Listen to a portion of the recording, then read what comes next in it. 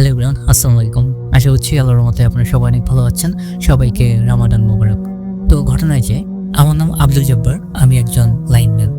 25 বছর ধরে এই কাজ করছি। রেলে চাকরি করে বলে আমার পোস্টিংয়ের জায়গাটা গোপন রাখছি, কারণ এইসব বিষয়ে আমাদের এখানে খুবই সংবেদনশীল। তবে এতটুকু বলতে পারি, এটি বাংলাদেশের এক প্রত্যন্ত জেলা, যেখানে রেল লাইনের দুই পাশে ঘন অনন্য নির্জন প্রান্ত আর মাঝে মাঝে কয়েকটি ছোট ছোট গ্রাম ছড়িয়ে আছে। এখানকার রেল লাইনটি পরিচিত নীলসাদার রেল লাইন নামে। এই পথটি দিনের আলোয় শান্ত ও সাধারণ মনে হলেও রাত নামলেই যেন এক ভিন্ন রূপ নেয়। অন্ধকারে এখানে অজানা ভয় ছড়িয়ে পড়ে।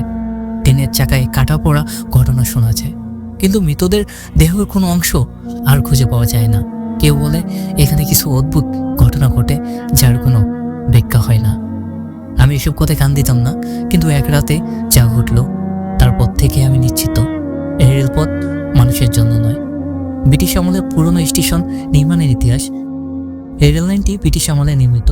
একসময় এটি কলকাতার সঙ্গে সংযোগ ছিল। স্টেশনের কাছে একটি পুরনো অফিস রয়েছে, যেটি বহু বছর ধরে ব্যবহার হয়নি। একসময় এখানে রেলকর্মীরা থাকতেন, কিন্তু এখন এটি একেবারে পরিত্যক্ত। বিতুরা বলেন, রেল লাইনের তৈরির সময় এক ব্রিটিশ প্রকৌশলী এই কাজে দায়িত্বে ছিলেন। তার নাম ছিল জন উইলকিস। রেল লাইন তৈরি করতে গিয়ে তিনি এক অদ্ভুত অভিজ্ঞতার সম্মুখীন হন। স্থানীয়দের মধ্যে এক রাতে জন স্বপ্নে দেখেন এক রহস্যময় ছায়ামূর্তি তাকে বলছে, এই রেল লাইন তৈরি করতে হলে 7টি প্রাণ লাগবে। পরদিন সকালে তিনি এটি নিয়ে হাসাহাসি করেন, কিন্তু এরপরেই ঘটনাগুলো ঘটতে শুরু করে। এক এক করে 7জন শ্রমিকের বিভিন্নভাবে মৃত্যু হয়। কেউ টেনে নিচে পড়ে, কেউ গাছের ডাল ভেঙে চাপা পড়ে, আবার কেউ পানিতে ডুবে যায়। জন এটিকে কাকতালীয় ঘটনা বলে উড়িয়ে দিলেও স্থানীয়রা জানত এটি কোনো সাধারণ ঘটনা নয়। রাতের বিভীষিকা।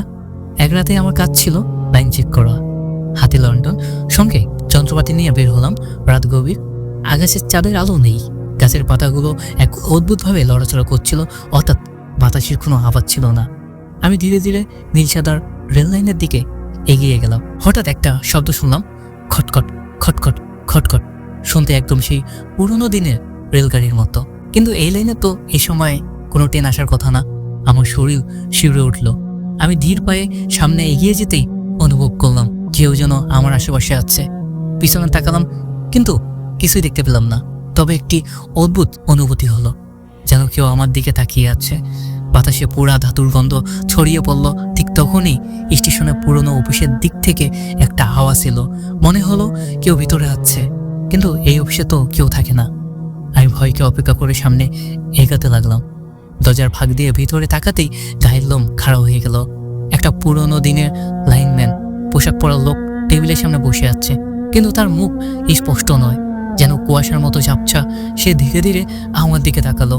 আমি পিছনে সরে যেতে চাইলাম, কিন্তু পা যেন জমে গেল। লোকটি উঠে দাঁড়ালো এবং ধীরে ধীরে দরজার দিকে এগিয়ে এলো। ঠিক তখনই একটা তীব্র হর্নের শব্দ।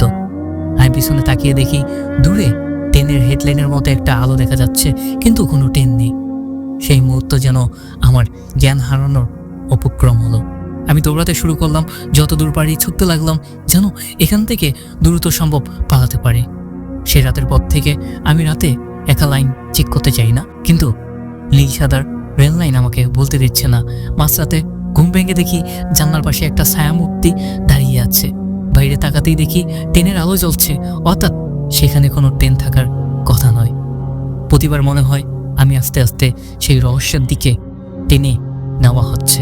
একদিন না একদিন হয়তো আমিও নীলসাদার রেল লাইনে আরেকটি হারিয়ে যাওয়া নাম হয়ে যাব। গাইস, এই বলে তিনি তার ঘটনাটি শেষ করেছেন। তার ঘটনাটি আমার কাছে ভালো লেগেছে। আপনাদের কেমন লেগেছে অবশ্যই কমেন্টে জানাবেন।